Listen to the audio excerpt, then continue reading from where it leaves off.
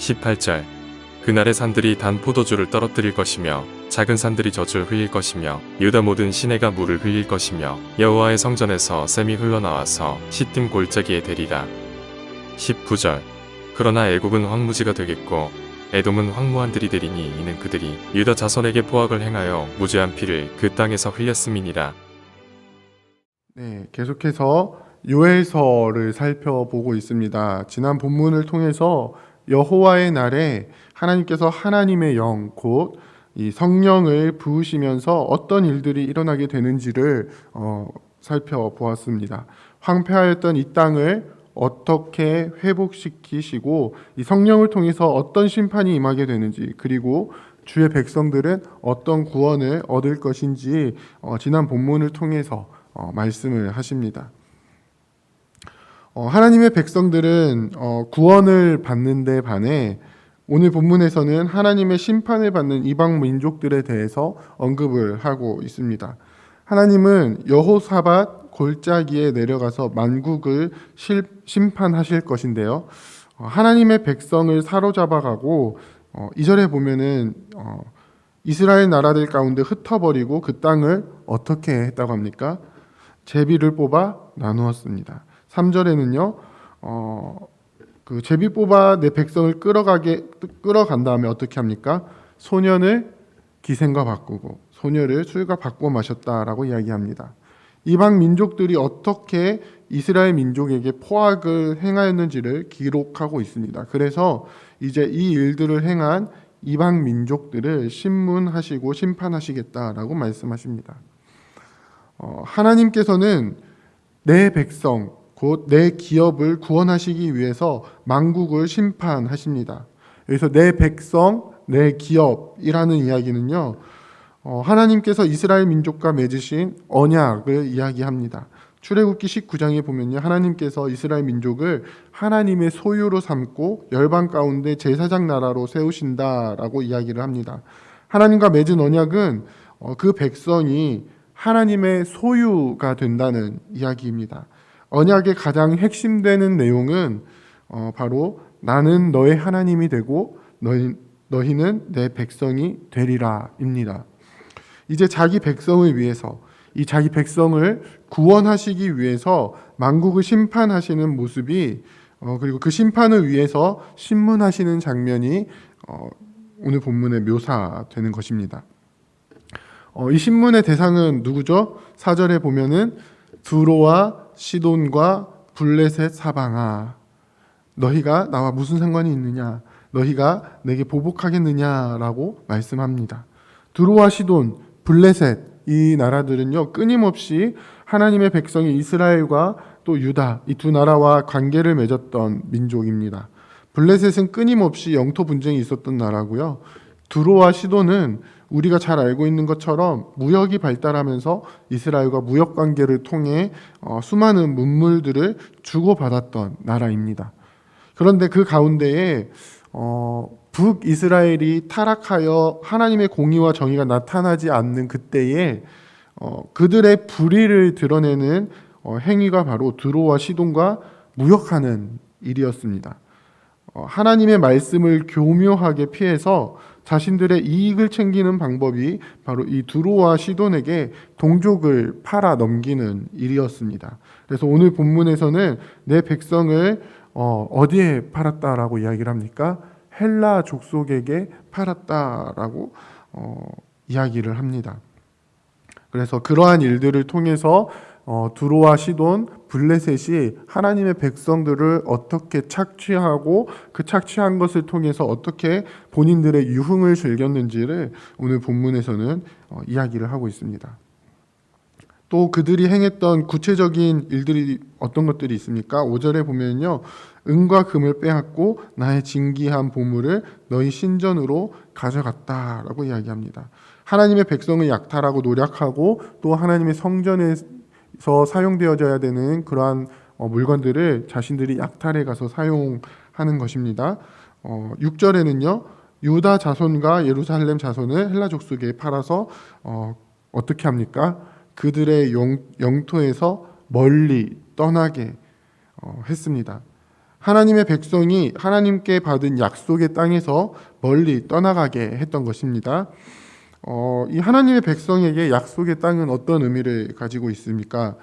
바로 하나님께서 주시는 참된 안식을 의미합니다. 그런데 이들은 하나님의 백성에게 온갖 재화와 보물들 뿐만 아니라 하나님께서 주시는 참된 안식도 빼앗아 가버린 것입니다. 이제 하나님께서 어떻게 하십니까? 7절에 보면요, 보라, 내가 그들을 너희가 팔아 이르게 한 그 곳에서 일으켜 나오게 하고, 이 노예로 팔려간 하나님의 백성들을 거기에서 다시 해방시켜 다시 이 땅으로 돌아오게 하시겠다라고 말씀합니다. 제2의 출애굽의 모습을 보여주고 있는 것입니다. 하나님의 백성들이 팔려가서 노예로 전락해버린 그 땅에서 일으켜 나오게 하시고요, 종되었던 그곳에서, 이 매여 있던 그곳에서 노임을 당하게 하시고 다시 약속의 땅으로 돌아오게 하십니다. 그리고 너희가 행한 것을 너희 머리에 돌려서 그들이 하나님의 백성에게 행한 그대로 갚아 주시겠다라고 말씀하십니다.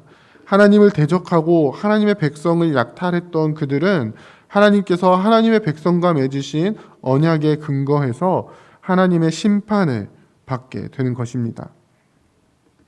이 하나님의 심판은 반드시 이루어질 것입니다. 하나님을 대적하는 나라들이 아무리 철저하게 준비한다고 하더라도 이 심판은 반드시 이루어집니다. 이들은 어떻게 준비합니까? 용사들을 격려하고 보습을 쳐서 칼을 만들고 낫을 쳐서 창을 만들어서 모든 사람에 들립니다. 그러면서 하는 말이 무엇입니까? 약한 자도 이르기를 나는 강하다라고 이야기를 합니다. 이들의 모습은 이사야 선지자를 통해서 예언하시는 이 메시아의 나라와는 정반대의 모습을 보여줍니다. 이사야 2장 4절에 보면 그 날에는 무리가 그 칼을 쳐서 보습을 만들고 그 창을 쳐서 낫을 만들 것이며 이 나라와 저 나라가 다시는 칼을 들고 서로 치지 아니하며 라고 이 메시아를 통해서 이루어지는 하나님 나라를 묘사하고 있는데요, 그것과는 정반대로 오늘 본문은 어떻습니까? 보습과 낫을 무기로 바꿔서 하나님을 대적하는 전쟁을 일으키는 것입니다. 하나님 나라와 정반대되는 모습이 이 세상 가운데, 세상 민족 가운데 나타나게 됩니다. 그렇게 하나님을 대적하는 민족들이 사면에서 일어나서 어디로 모이죠? 오늘 본문에 보면 여호사밧 골짜기라고 이야기를 합니다. 이 여호사밧 골짜기는 실제로 존재하는 지명이라기보다는 여호와의 심판하시는 골짜기라는 의미를 가지고 있습니다. 하나님께서는 거기에 앉아서 사면의 민족들을 다 심판하십니다. 하나님께서 심판하시기 위해 이 만국 모든 백성들이 모인 골짜기는 마치 잘 익은 포도가 포도주 틀에 가득 차 있는 모습 같습니다. 포도주를 담아두는 독이 가득 차 있는 것처럼 그들의 악이 가득 차서 넘실넘실 거립니다. 하나님께서는 마치 추수꾼이 추수를 하듯이 오늘 본문에는 주의 용사들이라고 표현을 하는데 천사들에게 낫을 써서 이들을 추수하라고 명령하십니다. 이 추수는 알곡과 축정이를 구분하는 작업을 통해서 구원받을 이는 하나님의 곳간으로 드리고 축정이는 불에 던지게 될 것입니다. 그래서 이 심판의 날, 구원받을 자는 구원을 얻고 심판받을 자는 영원한 불에 던져지는 그 심판의 날에는 하나님의 음성이 하늘과 땅에 진동하여서 심판주로서의 어미로운 모습을 나타내시게 될 것입니다. 그리고 그때에 오히려 하나님의 백성들은 하나님께로 피하는, 하나님께서 친히 우리의 구원의 산성이 되어 주실 것입니다. 사랑하는 부평교회 성도 여러분, 하나님의 이 심판의 때에 우리에게는 이 온전한 구원이 이루어지는 때임을 우리가 믿음으로 바라보며 살아가기를 원합니다. 우리는 말세지말, 이 말세의 끝에 살아가고 있습니다.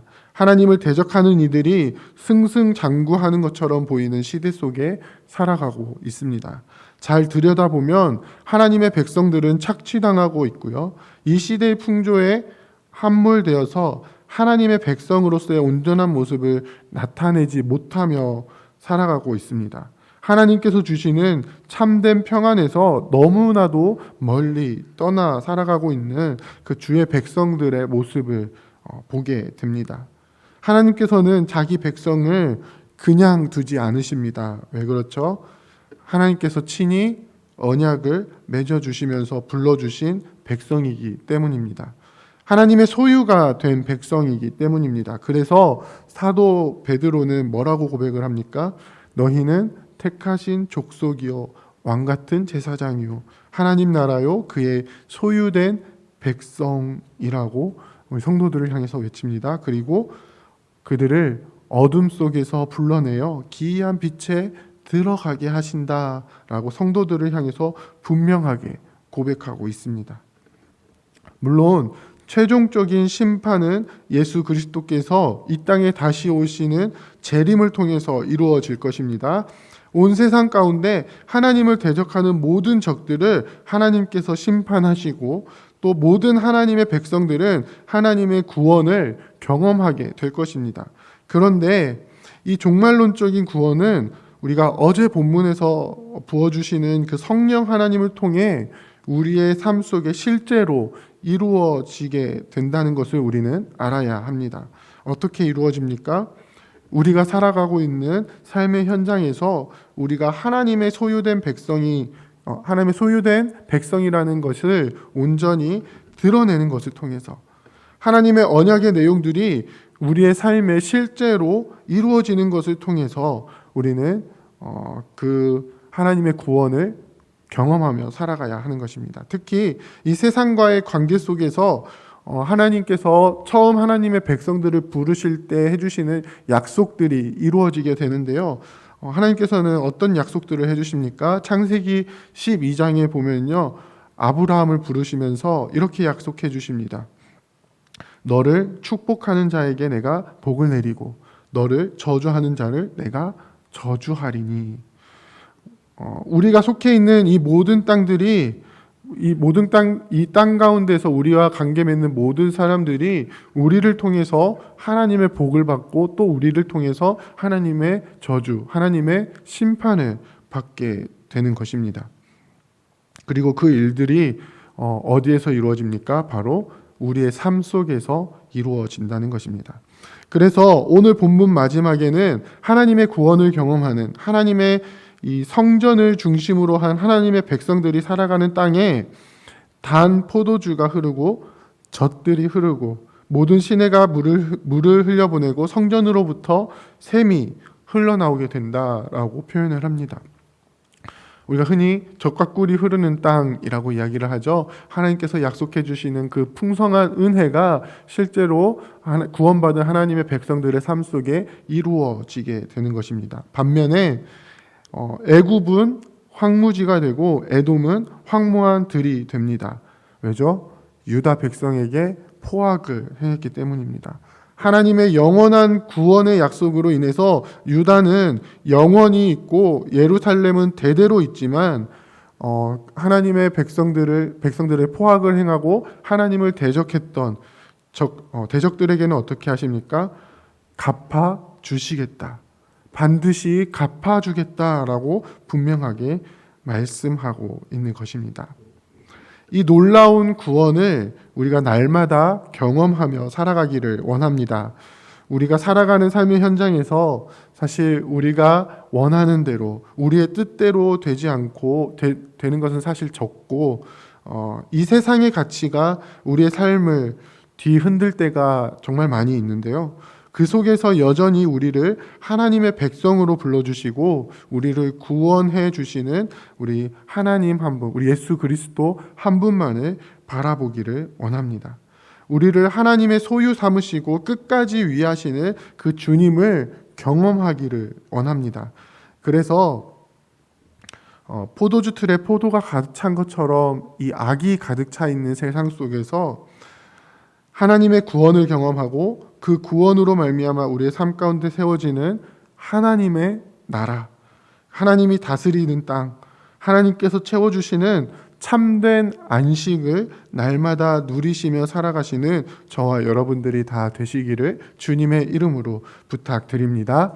함께 기도하겠습니다. 이제 오늘 받은 말씀으로 함께 기도하겠습니다. 하나님 백성을 구원하셔서 하나님 나라를 온전히 이루실 그날을 믿음으로 바라보며 이 땅에서의 삶에서 지치지 않고 끝까지 견디며 주의 뜻을 이루어가는 우리가 되게 하옵소서. 결국에 심판하실 주님을 믿으며 이 땅의 악한 세력에 우리의 마음을 빼앗기지 않게 하시고 하나님의 정의와 공의를 이 땅에 이루며 살아가는 우리가 되게 하옵소서.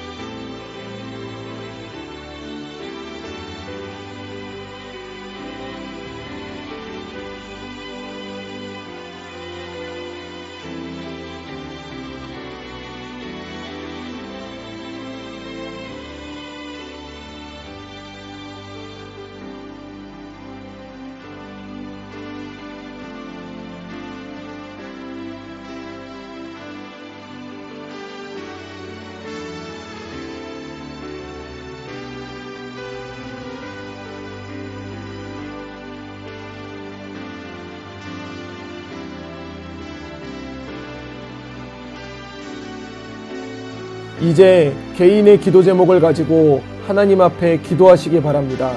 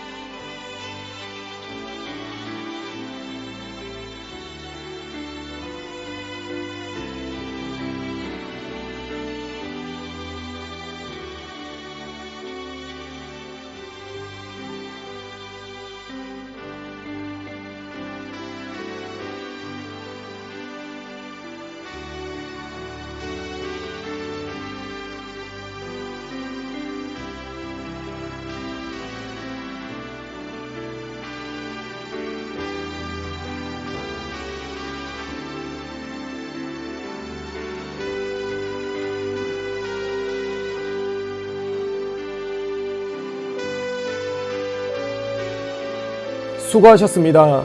오늘도 하나님의 인도하심 가운데 승리의 하루를 보내시는 우리 재건부평교회 모든 성도님들이 되시기를 주님의 이름으로 축복합니다.